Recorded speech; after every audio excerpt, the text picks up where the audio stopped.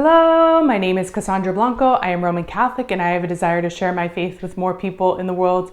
Today's topic is going to be about prayer or how to pray.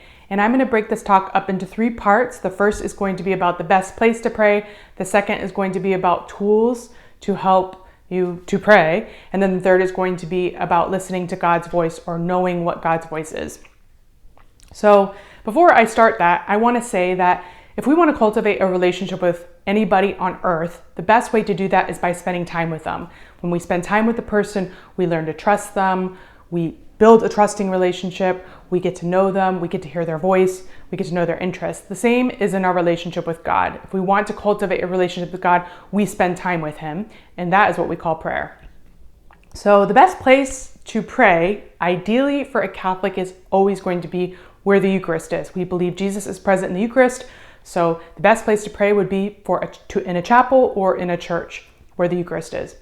With that said, not everyone can make it to a church or a chapel every single day. So in those circumstances, when I'm in those circumstances, what I do is just find a quiet place that I can connect with God.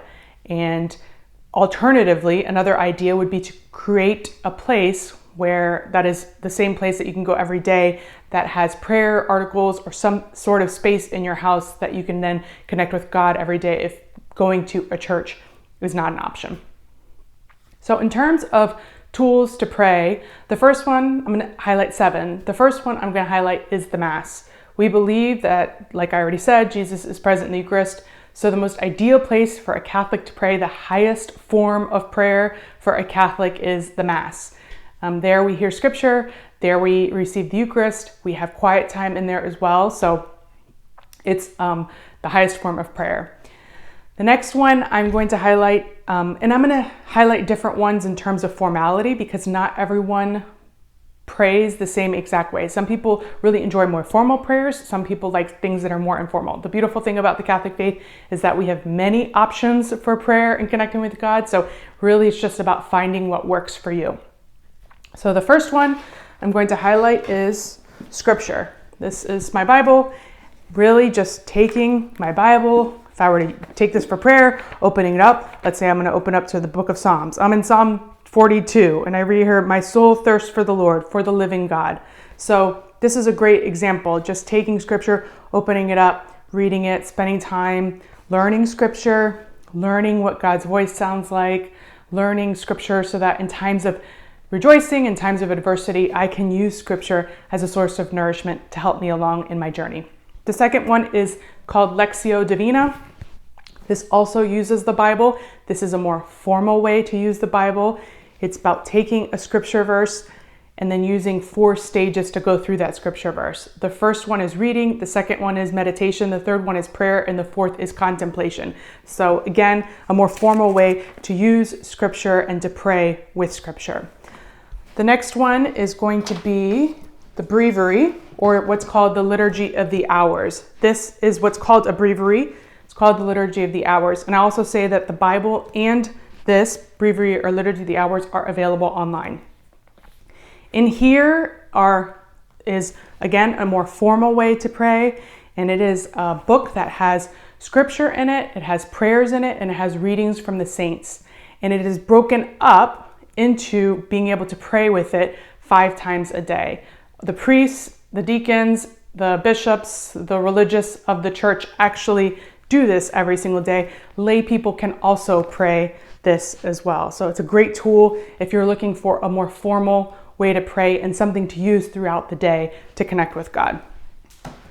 The next one is the Rosary.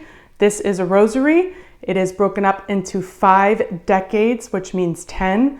And we use the rosary throughout the week to pray and reflect on the life of Christ. It's a formal prayer and a way also to ask for Mary's intercession.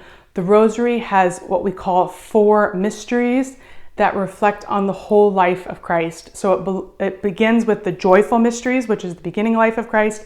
Then it goes into the luminous mysteries, which are the ministry of Christ. Then it goes into the sorrowful mysteries, which are the passion of Christ, his end of life and his suffering and death. And then we go into the glorious mysteries, which are the resurrection and afterwards. So great tool if you want to connect with Jesus and learn about his life, and then also cultivate a relationship with Mary as well. The next one is called the Chaplet of Divine Mercy. This also uses the rosary beads. It's a shorter way, shorter prayer. It's not as long as the rosary, and it's based off of a prayer that Saint Faustina was given called the Chaplet of Divine Mercy. So it also uses the rosary beads. It reflects on God's mercy. Another great formal way to pray. The last one I'm going to say is journaling. So this is more on the informal side of prayer.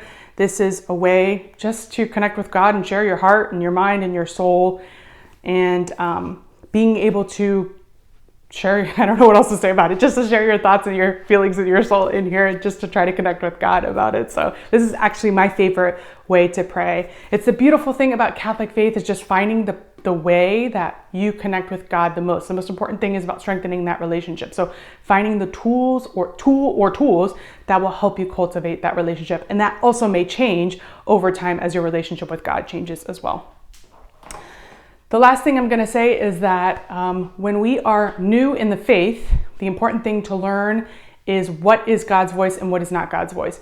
God's voice is never self-destructive, it is never immoral, and it never goes against the Catholic Church's teachings. So it is really important, as we're learning about our faith, we're learning to hear what God's voice is, to learn what that is. My suggestion always is to find a priest or a mentor that can help you in your faith journey to learn what that is, so that you can cultivate and understand what is God's voice, what is not God's voice. So that will be all for today. If you have questions, please feel free to leave a comment and I will do my best to respond. Have a great day wherever you are in the world, and God bless you. Bye-bye.